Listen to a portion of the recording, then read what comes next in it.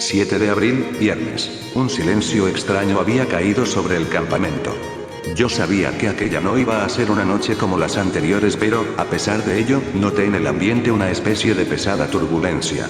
Como si miles de fantasmas, quizá esos mensajeros invisibles a los que se había referido Jesús, planeasen sobre las copas de los olivos, agitando, incluso, las menguadas lenguas de fuego frente a las que yo permanecía. Y un escalofrío agitó mi espalda. El campamento dormía cuando, al filo de las 12 de la noche, y una vez que Jesús y sus 3 discípulos se perdieron entre las hileras del olivar, me levanté, advirtiendo a Eliseo que me dirigía al extremo norte del huerto. Con una rápida mirada recorrí las tiendas, la almazara y los cuerpos dormidos de los griegos y, una vez seguro de que todo se hallaba en calma, encaminé mis pasos hacia el muro que bordeaba el huerto por la cara este y que yo había explorado ya en mi primera visita a la finca de Getsemaní. Antes de desaparecer monte arriba, David Zebedeo me había anunciado que, de mutuo acuerdo con Juan Marcos, llevarían a cabo una vigilancia extra. Él, en las proximidades de la cima del Olivete, cubriendo así el flanco oriental del campamento, y el muchacho, en el sendero que serpenteaba junto a la puerta de entrada al huerto y que moría en el puente sobre el barranco del Cedrón. De esta forma, si la policía del templo intentaba asaltar el refugio del Nazareno, bien por el camino más corto, el del Cedrón o por la cumbre del Olivete, Marcos o el Zebedeo podrían dar la alerta, respectivamente. Pero los acontecimientos iban a desarrollarse de otra forma, lentamente, procurando ocultarme entre la masa de árboles, fui avanzando hacia la gruta, sin perder contacto en ningún momento con el parapeto de piedra. De acuerdo con las consignas de Caballo de Troya, mi observación de la llamada por los cristianos la oración del huerto debía efectuarse sin que los protagonistas de la misma tuvieran conocimiento o sospecha de mi presencia. Para ello debía saber con precisión en qué lugar permanecerían los 3 apóstoles y dónde pensaba orar el maestro. Si Jesús, como suponía, elegía las proximidades de la cueva, mi escondite sería precisamente aquella pared que cercaba la propiedad de Simón, el leproso. Eliseo llevaba razón. Tal y como me había advertido horas antes, la fuerte perturbación en los altos niveles de la atmósfera, al este de Palestina, empezaba a notarse sobre Jerusalén. Un viento cada vez más insistente y bochornoso agitaba los árboles, silbando como un lúgubre presagio por entre las tortuosas ramas y raíces de los olivos. El cañafístula que crecía junto a la caverna castañeteaba cada vez con más fuerza, ayudándome a orientarme. Al alcanzar el fondo del huerto, descubrí enseguida la figura del Galileo, en pie y con la cabeza baja, casi clavada sobre el pecho. Se encontraba, en efecto, a 4 o 5 metros de la entrada de la gruta, en mitad del reducido calvario existente entre el olivar y la peña. A los pies del maestro se extendía una de aquellas costras de caliza, blanqueada por la luna llena. Sin perder un minuto salté al otro lado del muro y, arrastrándome sobre la maleza, rodeé la caverna, apostándome a espaldas del corpulento cañafístula. Desde allí, perfectamente oculto, pude seguir, paso a paso, todos los movimientos y palabras de Jesús de Nazaret. La claridad derramada por la luna me permitía ver la figura del maestro con comodidad. Sin embargo, necesité acostumbrar mis ojos a la oscuridad que dominaba la masa de los olivos para descubrir, al fin, las siluetas de Pedro, Juan y Santiago. Los discípulos se habían sentado en tierra, acomodándose con sus mantos entre los últimos árboles, a poco más de una treintena de pasos del punto donde permanecía el Nazareno. Desde aquella distancia, y a pesar de mis esfuerzos, no pude confirmar si se hallaban dormidos o no. A los 15 o 30 minutos, deduje que, al menos 2 ellos, debían haber caído en un profundo sueño, a juzgar por sus posturas, totalmente echados sobre el suelo, y por los inconfundibles ronquidos de Pedro. Un tercero, sin embargo, aparecía reclinado contra el tronco de uno de los olivos, aunque no podría jurar que estuviese dormido. De pronto, cuando me encontraba atareado preparando la vara de Moisés, un crujido de ramas me sobresaltó. Me volví y, a cosa de 10 o 15 metros, mis ojos quedaron fijos en un bulto blanco que se deslizaba entre las jaras, aproximándose. Tomé el cayado en actitud defensiva y, con las rodillas en tierra, me dispuse a rechazar el ataque de lo que, en un primer momento, identifiqué como un extraño animal. Pero, cuando aquella cosa estaba casi al alcance de mi vara, se detuvo. Era el joven Juan Marcos. Respiré profundamente haciéndole una señal para que continuara agachado. El muchacho llegó hasta mí, explicándome al oído que había abandonado su guardia porque quería estar cerca del maestro. No me atreví a sugerirle que regresara al camino, pero, dadas las circunstancias, le pedí que se mantuviera conmigo y en el más absoluto silencio. Al ver a Jesús en actitud orante, Marcos lo comprendió y me hizo un gesto de aprobación. A partir de esos momentos, y aunque procuré no perder de vista al impetuoso adolescente, mi atención quedó absorbida ya por el gigante de Galilea. Y en ello estaba cuando, súbitamente, Eliseo, con gran excitación, abrió la conexión auditiva, informándome de algo que me dejó atónito. El radar del módulo estaba recibiendo información de un objeto que volaba sobre la zona. Pero, ¡no es posible!, le contesté, metiendo prácticamente la cabeza entre mis rodillas, de forma que el muchacho no pudiera oírme. Jasón, te juro que he maniobrado la antena y la pantalla de aproximación del radar 1 está codificando un eco metálico. Ahí arriba, a unos 6.000 pies, ¿se está moviendo algo? ¿Sí? Ahora lo veo mejor, se encuentra en 360 millas, Dios santo. Se ha parado. Levanté los ojos hacia el firmamento y en la dirección que había transmitido Eliseo, pero no observé nada anormal. La fuerte luminosidad de la luna, cada vez más alta, dificultaba la visión de las estrellas. Mi compañero en la cuna, tan confundido y perplejo como yo, permaneció con los 5 sentidos sobre aquel insólito visitante. Pero el objeto se había inmovilizado y así permanecería durante un buen rato. Aún no me había recuperado de la sorpresa producida por la aproximación de aquel misterioso objeto volante cuando vi cómo Jesús se desplomaba, clavando sus rodillas en tierra. El golpe seco contra el suelo hizo estremecer a Juan Marcos. Ni el muchacho ni yo habíamos visto jamás al Galileo con un semblante tan pálido y abatido. Durante varios minutos, permaneció con la barbilla enterrada entre los pliegues del manto que cubría sus hombros y pecho. Aquella profunda inclinación de su cabeza no me dejaba ver con claridad su rostro, aunque casi estoy seguro que mantenía los ojos cerrados. Sus brazos, inmóviles y derrotados a lo largo del cuerpo, acentuaban aún más aquel repentino decaimiento. Después, muy lentamente, fue elevando la cabeza, hasta dejar sus ojos fijos en el cielo. El viento había empezado a enredar sus cabellos. Y levantando los brazos por encima del rostro, exclamó con voz apagada y suplicante: «Abba, Abba». Quedé desconcertado. Aquella palabra aramea, que yo había escuchado en más de una ocasión, cuando los niños se dirigían a sus padres, venía a significar papá. Era el familiar y conocido apelativo cariñoso que, por cierto, los judíos no empleaban jamás cuando se dirigían a Dios. ¿Por qué lo utilizaba Jesús? Sus ojos me impresionaron igualmente. Aquel brillo habitual se había difuminado. Ahora aparecían hundidos y sombreados por una tristeza que, de no haber conocido el probado temple de aquel hombre, hubiera jurado que se hallaba muy cerca del miedo. «Abba», murmuró de nuevo.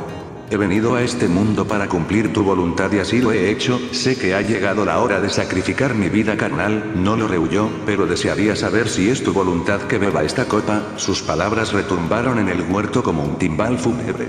No podía dar crédito a lo que estaba oyendo. ¿Es que Jesús estaba atemorizado? Dame la seguridad, prosiguió, de que con mi muerte te satisfago como lo he hecho en vida. Sus manos, abiertas, tensas e implorantes, fueron descendiendo poco a poco. Pero su rostro, tenuemente iluminado por la luna, no se movió. Y sin saber por qué, yo también miré hacia la legión de estrellas y luceros, esperando que se produjera alguna señal. En ese instante, y como si Eliseo hubiera leído mis pensamientos, abrió la conexión, gritándome: «Jasón, Jasón. Se mueve otra vez.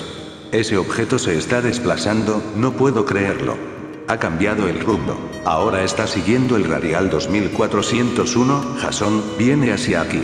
¿Me oyes, Jasón?» «Te escucho 5x5, le respondí como pude. «Pero, ¿no será algún meteoro?» Eliseo casi me manda al infierno por aquella pregunta, evidentemente estúpida. Esa cosa, Jasón, ha hecho estacionario durante más de 20 minutos, ahora se mueve muy despacio. Si aquel inexplicable objeto se hallaba aún a unas 30 millas de nuestra posición, era ridículo que siguiera escudriñando el espacio. Traté, pues, de calmar a mi hermano en el módulo, rogándole que me mantuviera puntualmente informado de las evoluciones del eco en el radar. Mientras tanto, el maestro se había levantado y, dando media vuelta, caminó hacia los discípulos. Dada la distancia no pude registrar sus palabras, pero sí observé cómo se inclinaba sobre sus hombres, tocándoles con la mano izquierda. Los 2 que yacían se despertaron y vi cómo se incorporaban parcialmente. Al poco, Jesús retornó hasta el calvero. Los 3 apóstoles le observaron durante breves minutos, terminando por recostarse nuevamente. Conforme fue aproximándose aprecié algo extraño. El gigante se tambaleaba. Sus pasos eran indecisos, como si estuviera a punto de desplomarse. Nada más llegar junto a la laja de piedra, cayó de bruces. Por un momento pensé que se había desmayado. Parte de su cuerpo había quedado sobre la plancha rocosa, boca abajo e inmóvil. Juan Marcos se incorporó, dispuesto a socorrerle. Pero, sujetándole por el brazo, le hice ver que no era conveniente molestarle. Supongo que si el Galileo no llega a moverse, el fogoso Marcos no habría seguido mis consejos y hubiera saltado en auxilio de su maestro. Pero Jesús estaba plenamente consciente y el joven se tranquilizó. Como si una fuerza invisible hubiera descargado sobre él un fardo de 100 kilos, así fue incorporándose el maestro. Muy lentamente, siempre con la cabeza hundida, el Galileo terminó por sentarse sobre sus talones. Y así permaneció un buen rato, de rodillas, en un angustioso silencio y sin levantar el rostro. Inconscientemente, Juan Marcos y yo cruzamos una mirada. ¿Qué estaba pasando? ¿A qué se debía aquel súbito hundimiento? Jesús levantó el rostro hacia las estrellas y, gimiendo, llamó de nuevo a su padre. Sus pómulos y nariz aparecían afilados. La expresión de su rostro me impresionó. Había una mezcla de angustia y pavor. Sus labios, entreabiertos, comenzaron a temblar y, casi inmediatamente, todo su cuerpo empezó a estremecerse. Eran convulsiones cortas, muy rápidas y casi imperceptibles. Como si un viento helado estuviera azotando cada una de sus células. El nazareno cruzó sus brazos sobre el tórax, haciendo fuerza con sus manos sobre los costados, como tratando de dominar aquellas convulsiones. Y, de pronto, su frente, cuello y sienes se humedecieron con un sudor frío. Los estremecimientos se hicieron entonces más intensos y continuados, y Jesús se dobló materialmente por su cintura, tocando la superficie de piedra con la frente. Abba. Abba. Aquella fue la única palabra que acertó a pronunciar. Pero, más que una llamada, era un grito contenido de angustia y terror. Ahora estoy seguro que, en aquellos duros y cruciales momentos, el Galileo debió experimentar una punzante e indescriptible sensación de soledad, de aflicción y quizá, ¿por qué no?, de miedo ante lo que reservaba el destino. Su cuerpo siguió tiritando y, de pronto, en un arranque, el maestro se echó atrás, elevando sus manos y rostro. Al verle quedé petrificado, toda su cara, frente, cuello así como las palmas de las manos, habían enrojecido. La fina película inicial de sudor se había convertido en sangre. Juan Marcos ocultó el rostro entre sus manos. Desde el cuero cabelludo, unas gruesas gotas sanguinolentas fueron resbalando sobre aquella extravasación, deslizándose por los ángulos internos de los ojos y rodando después por las mejillas, hasta perderse en el bigote y la barba. Algunos goterones permanecían segundos en las comisuras de la boca, convirtiéndose después en hilos de sangre que caían aparatosamente sobre los haces musculares del cuello. En uno de aquellos temblores, Jesús inclinó un poco su cabeza y la luna arrancó varios destellos de su pelo. La sangre había inundado también sus cabellos. Medio hipnotizado por aquella súbita reacción del organismo de Jesús, casi olvidé utilizar la vara de Moisés. Y, precipitadamente, la situé de forma que pudiera filmar la escena y, al mismo tiempo, iniciar una exploración de la piel y de algunos de los órganos internos de Jesús, mediante el rastreo ultrasónico.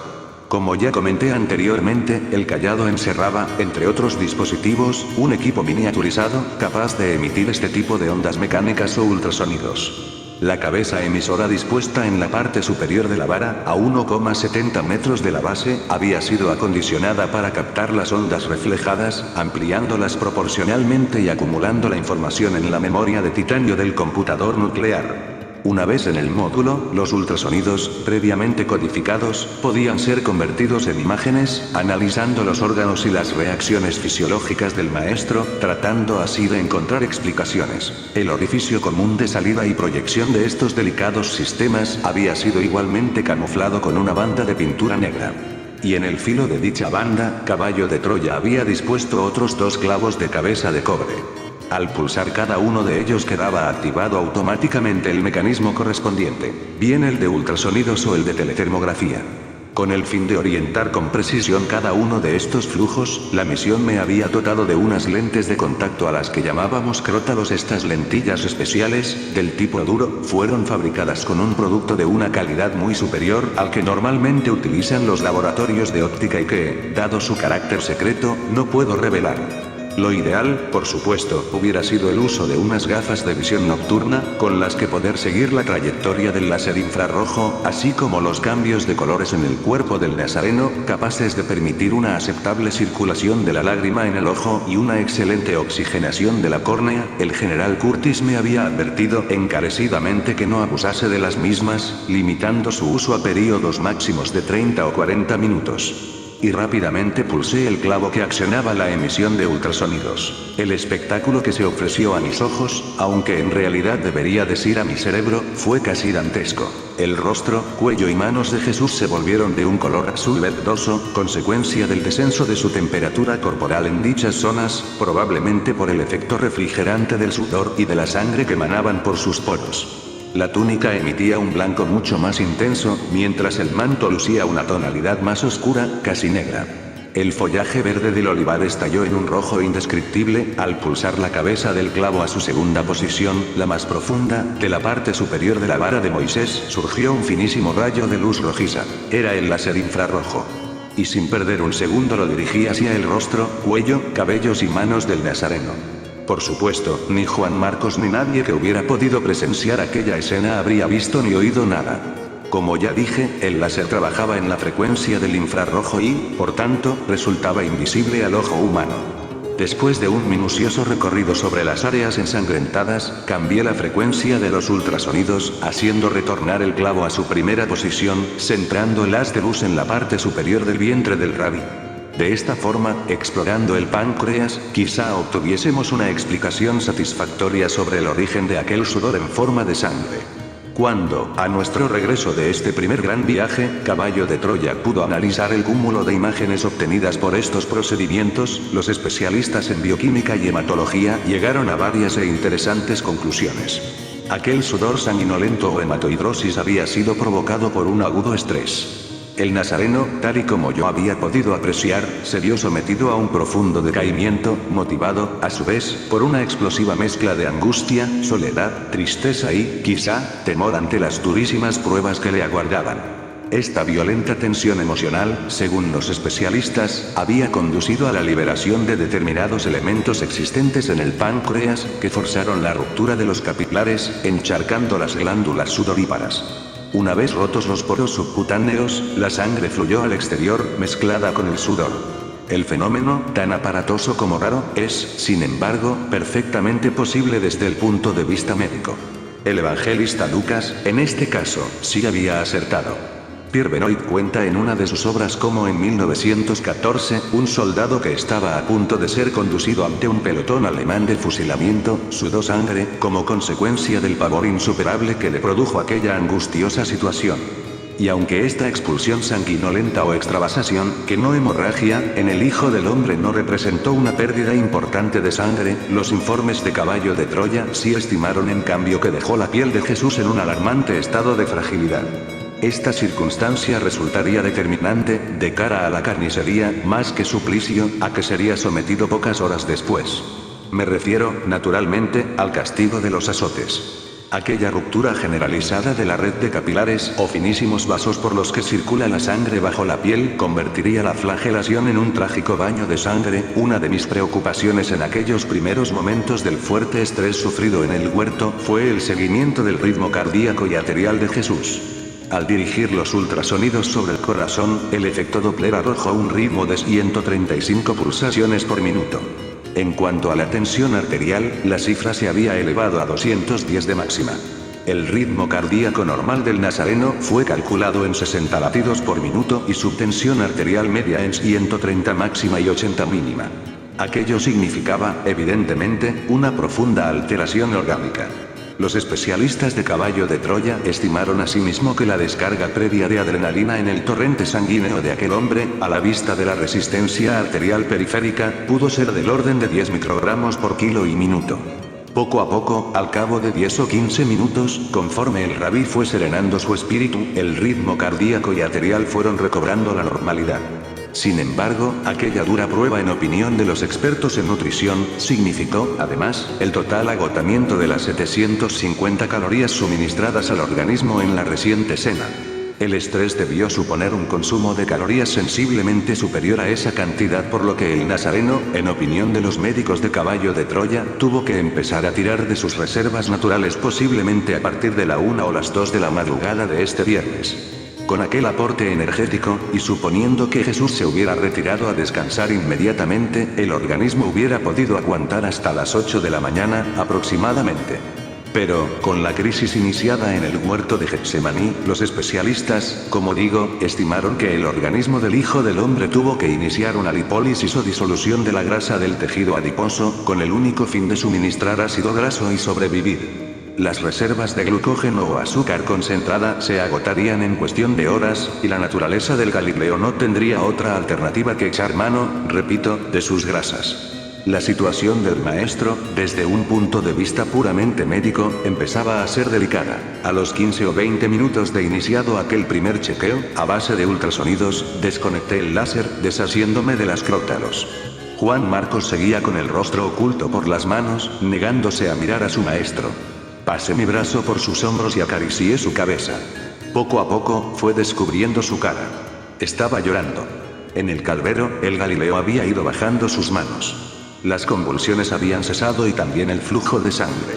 Algunos de los chorreones, más caudalosos que el resto de los reguerillos, habían coagulado ya. Muy pronto, si el maestro no tenía la precaución de lavarse, la sangre seca convertiría su hermoso rostro en una máscara. Jesús levantó de nuevo los ojos hacia el firmamento y, con una voz algo más serena, repitió prácticamente su primera oración.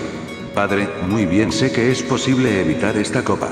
Todo es posible para ti, pero he venido para cumplir tu voluntad y, no obstante ser tan amarga, la beberé si es tu deseo. Entre esta segunda oración, no sé si debería calificarla así, y la primera, observé un notable cambio, tanto en el estado emocional del maestro como en su postura frente a los ya inminentes acontecimientos. Mientras en sus primeras palabras flotaba la duda, en esta ocasión, el Galileo parecía haber superado parte de su inquietud, mostrándose definitivamente decidido a asumir su suerte. Es posible que este cambio mental fuera responsable, en buena medida, de su progresiva tranquilización. Pero todo esto, naturalmente, solo son apreciaciones muy subjetivas. El caso es que, enfrascado en mis primeras verificaciones médicas, y pendiente de las palabras de Jesús, casi me había olvidado de Eliseo y de la aproximación de aquel enigmático objeto. Pero mi compañero no tardó en recordármelo. Atención, Jasón. Esa cosa abandona el estacionario y se mueve de nuevo, por todos los. La transmisión de mi compañero se interrumpió breves segundos. Al fin, Eliseo, muy alterado, continuó. Ha caído como un cubo. Jasón, ese chisme ha descendido a nivel 30 en un segundo. Uno no puede ser. Si continúa bajando lo perderé. ¡No! De momento se mantiene, pero se dirige hacia nosotros, pegando materialmente mis labios al tronco del cañafístula. Le pregunté. Entendí 30, afirmativo, respondió Eliseo. Es 30, y sigue aproximándose en radial 100, el radar estima su posición en 10 millas. Si no varía el rumbo pronto lo tendrás a la vista, pero, por más que miré no logré distinguirlo. Fue entonces, al levantar la vista hacia las estrellas, cuando caí en la cuenta de otro extraño fenómeno. El ramaje del corpulento árbol tras el que me ocultaba había quedado súbitamente inmóvil. El viento había cesado. Tampoco aprecié movimiento alguno en las copas de los olivos ni en la maleza que nos rodeaba. Los cabellos de Jesús se hallaban igualmente en reposo. Un tanto alarmado interrogué a Eliseo sobre la velocidad y dirección del viento. A 40.000 pies, 120 grados 50, respondió mi hermano. Pero, espera, a nivel 10 ha desaparecido. No lo entiendo. De pronto, por mi izquierda, aproximadamente con rumbo este, distinguí un punto de luz que se desplazaba por encima de la cumbre del olivete.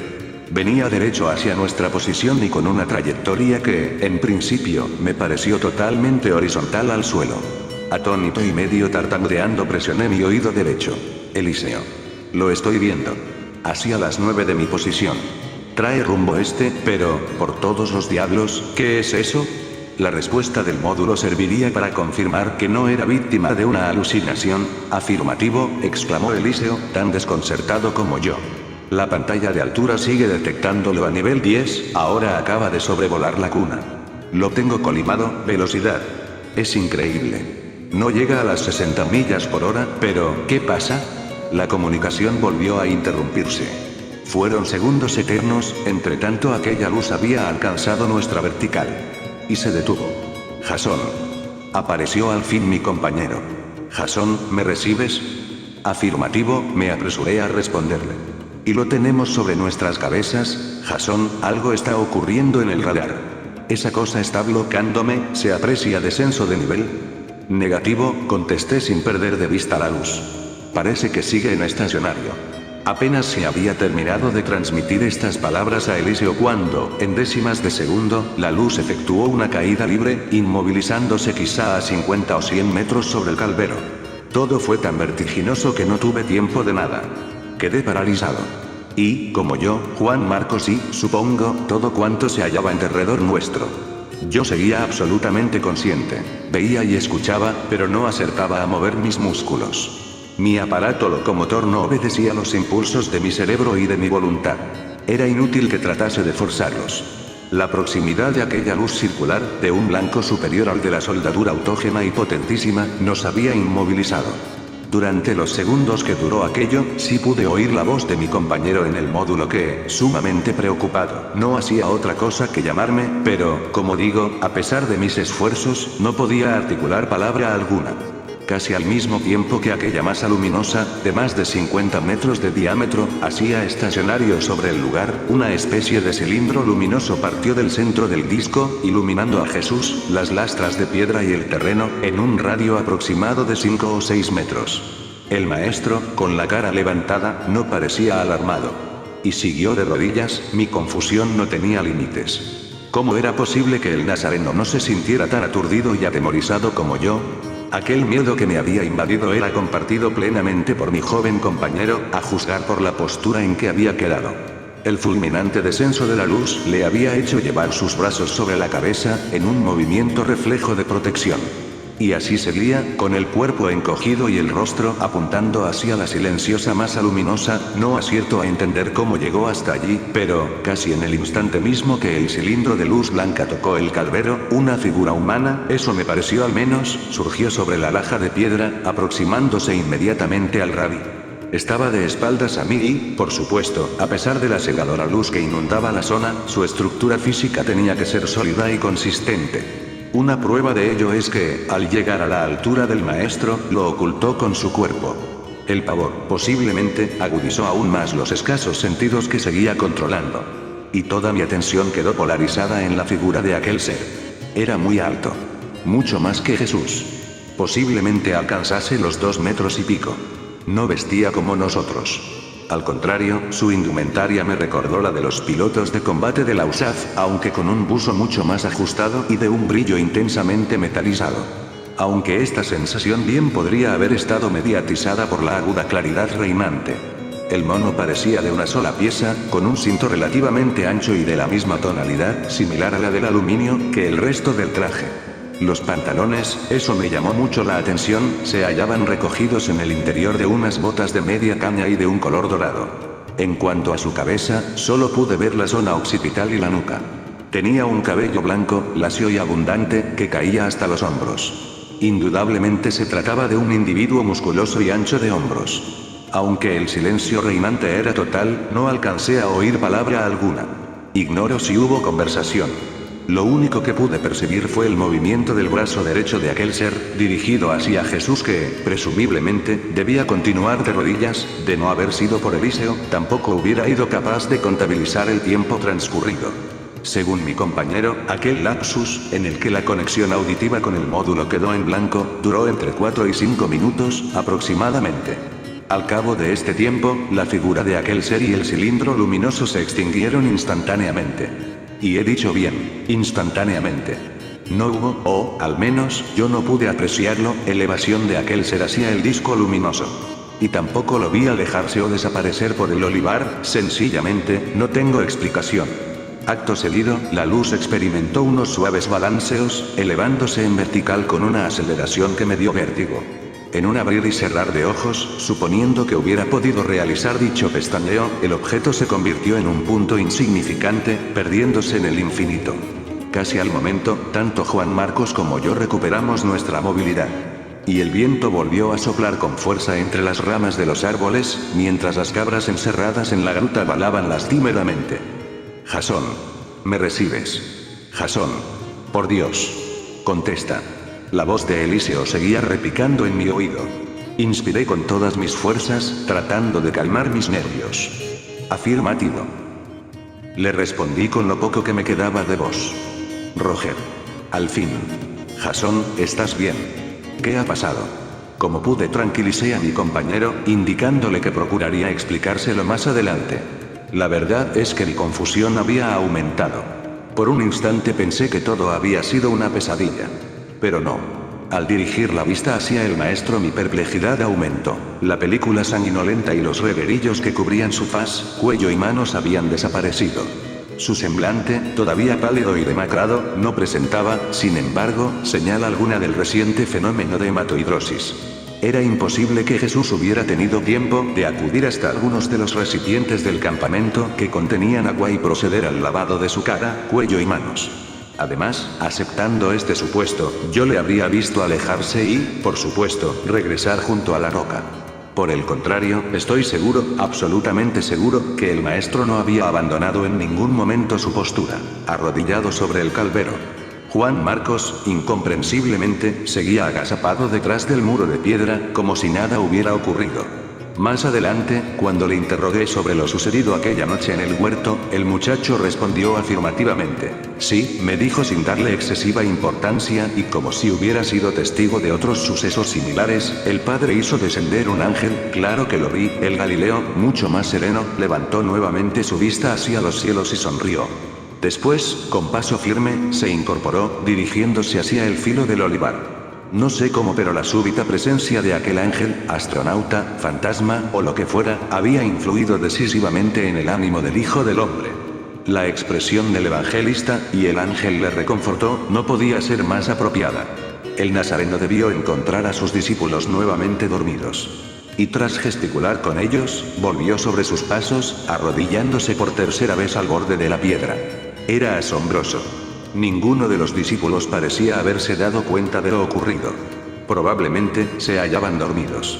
Una vez allí, ya con su habitual tono de voz, el maestro habló así, siempre con la mirada fija en lo alto.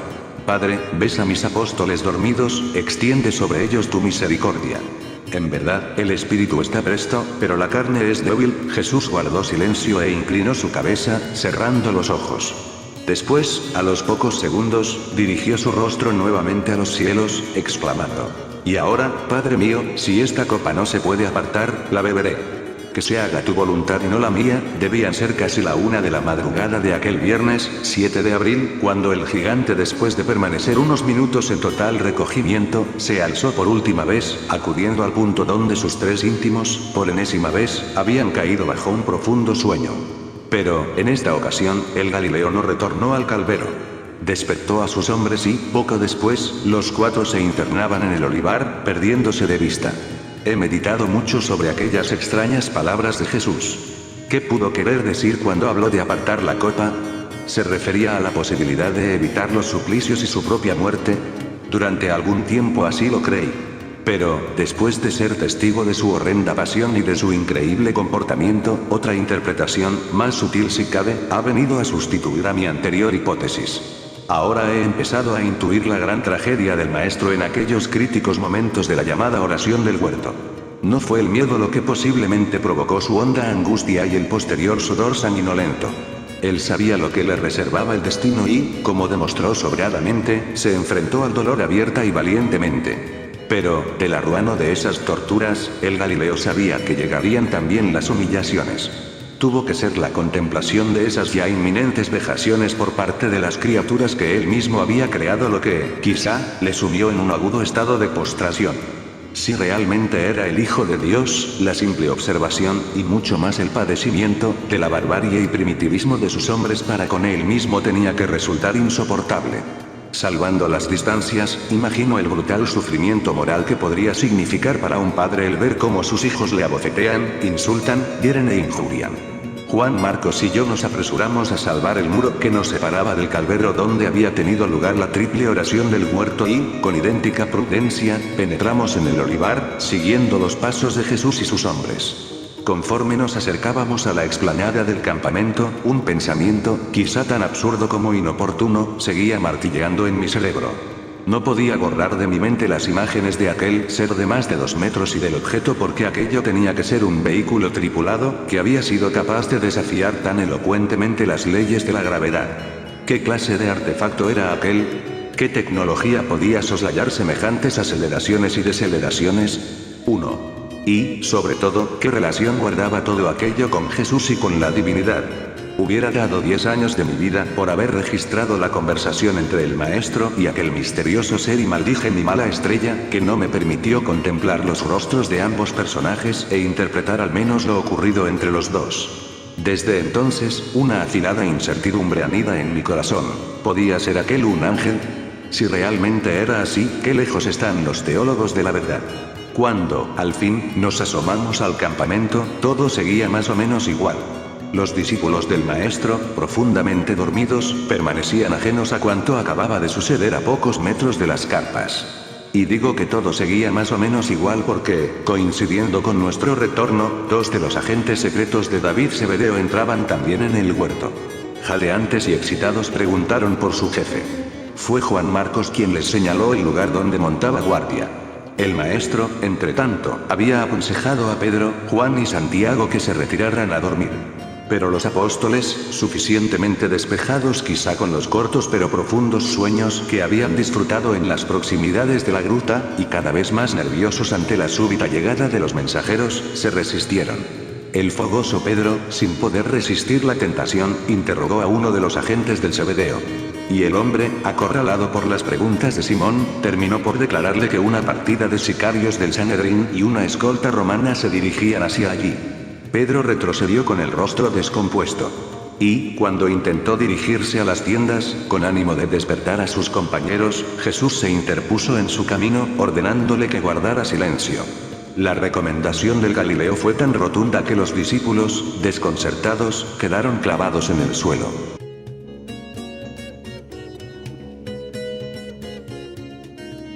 Te invito a suscribirte. Gracias.